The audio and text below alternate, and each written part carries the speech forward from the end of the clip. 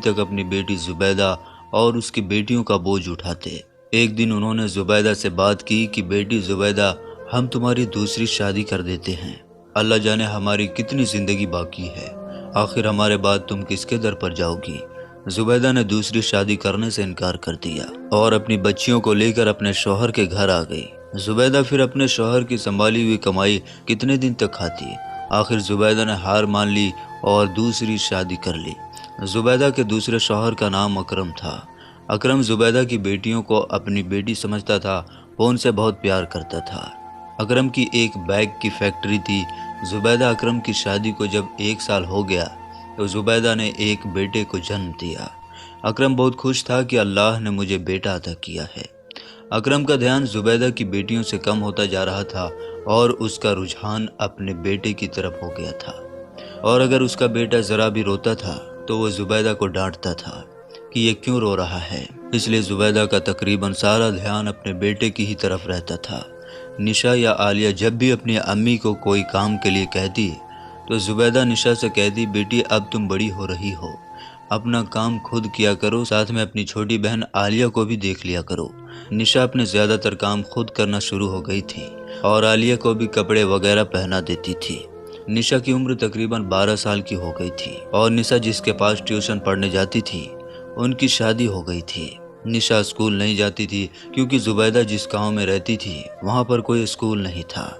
इस बार निशा का अब्बू अकरम ये चाहता था कि निशा 8वीं के पेपर थे और मैं उसको गवर्नमेंट स्कूल में दाखिला करवा दूं। जब निशा की ट्यूशन वाली बाजी की शादी हो गई तो जुबैदा ने अकरम से निशा की बात की कि निशा की ट्यूशन का क्या करना है। तो अकरम जुबैदा से कहने लगा, तुम फिक्र मत करो, मेरे बड़े भाई का बेटा जो है MA करके शहर से आ रहा है और उसको ट्यूशन सेंटर खोलना है। मैं उससे बात करूंगा, लेकिन निशा को उधर ही रहना पड़ेगा। जुबैदा अपनी बेटी की पढ़ाई के लिए मान गई कि हाँ ठीक है, 1 महीने की ही तो बात है। तो अकरम निशा को लेकर अपने भाई के घर पहुंचा और अपने भतीजे से बोला, यार समीर, ये मेरी बेटी निशा है, इसके 8वीं के पेपर होने वाले हैं, इसको तैयारी करवा दो, जब तक ये पेपर नहीं हो जाते ये यहीं रहेगी। तो समीर ने कहा, चचा जान आप फिक्र ना करें, इंशाअल्लाह निशा पास हो जाएगी। निशा अब समीर के घर में रहने लगी थी। जब सारे बच्चे अपने अपने घरों में चले जाते थे तो निशा उदास होकर बैठ जाती थी। वो रोज़ अपनी अम्मी से फ़ोन पर बात करती थी और अपनी अम्मी से कहती थी कि अम्मी मेरा यहाँ पर दिल नहीं लगता, मुझे यहाँ से ले जाएं। उसकी अम्मी कहती है, बेटा कुछ दिन की तो बात है, फिर तुमको घर ही तो आना है। निशा को समीर के घर रहने का फ़ायदा ये था कि वो जब भी चाहती थी वो अपने पढ़ाई के लिहाज से समीर से कुछ भी पूछ लेती थी। एक दिन रात के 11 बजे का वक्त था। निशा को एक सवाल समझ में नहीं आ रहा था। वो समीर के कमरे में चली गई और बोली, भाई समीर, ये सवाल मुझे समझा दो। तो समीर बोला, अच्छा ठीक है। निशा समीर के पास जाकर बैठ गई। समीर निशा से तकरीबन 12 साल बड़ा था। जब निशा समीर के पास आकर बैठ गई तो समीर ने निशा के साथ छेड़खानी शुरू कर दी और निशा उठकर अपने कमरे में चली गई। अगले दिन निशा ने अपनी अम्मी को फ़ोन किया कि अम्मी मैं आपके पास आना चाहती हूँ, मैं आपके बगैर उदास हो गई हूँ। जुबैदा बोली, अच्छा मैं तुम्हारे अब्बू से बात करती हूँ। अगले दिन फिर निशा बच्चों के होते हुए समीर के पास गई तो समीर ने फिर उसका हाथ पकड़ लिया और उसके बालों को सहलाने लगा। निशा एकदम से पीछे हट गई। आज रात फिर निशा ने अपनी अम्मी से कहा, अम्मी अब्बू को बोलो मुझे यहाँ से ले जाएं, मेरा यहाँ दिल नहीं लग रहा है। निशा जब भी अपनी अम्मी से फ़ोन पर बात करती थी तो वो खुलकर बात नहीं कर सकती थी क्योंकि समीर उसके पास ही खड़ा होता था। जुबैदा ने फिर अकरम को कहा कि निशा को ले आओ, वो उदास हो गई है। अकरम ने कहा, आज फैक्ट्री से वापसी पर ले आऊँगा।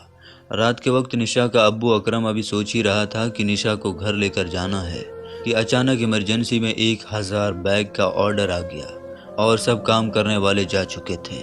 सिर्फ 2 लोग फैक्ट्री में मौजूद थे, लिहाजा अकरम उन्हीं के साथ लग गया और काम कराने लगा।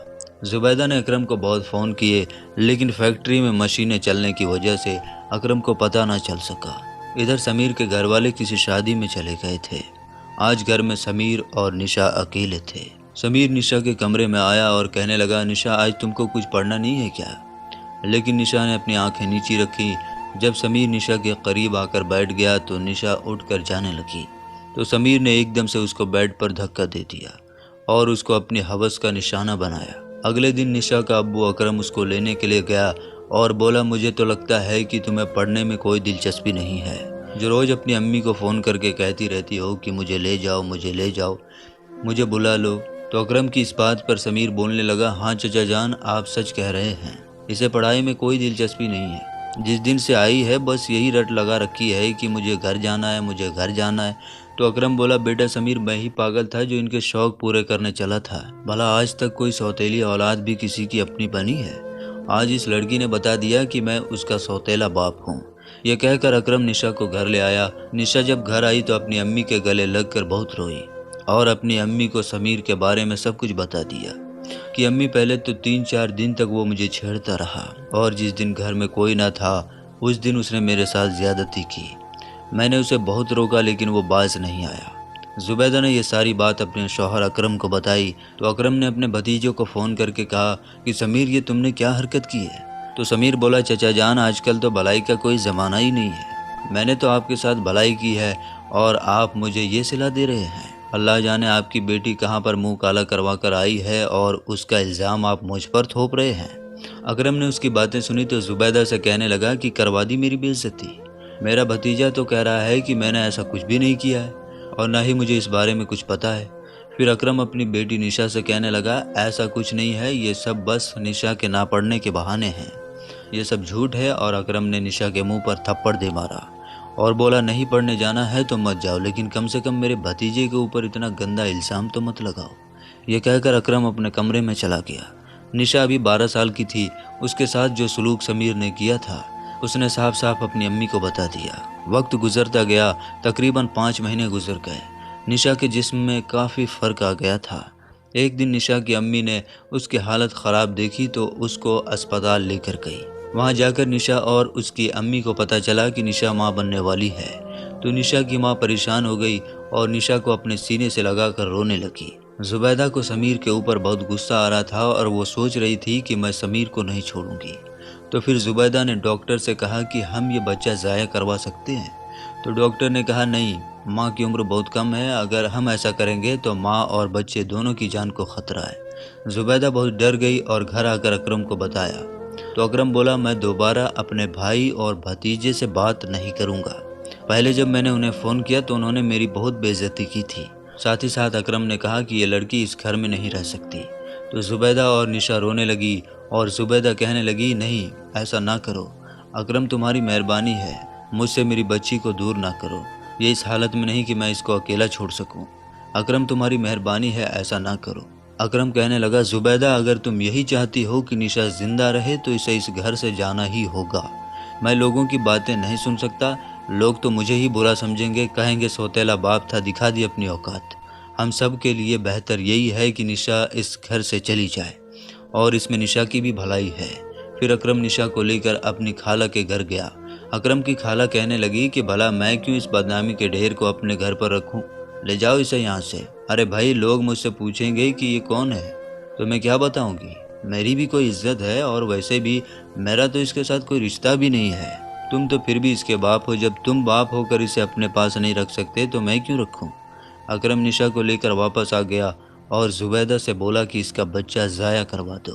तो जुबैदा रोने लगी और अकरम से कहने लगी, मैंने आपको पहले भी कहा था कि अगर बच्चा ज़ाया करवाया तो निशा की जान को ख़तरा है। जुबैदा ने सोच लिया था कि अकरम कुछ करे या ना करे, मैं अपनी बेटी को इंसाफ दिलाकर रहूँगी।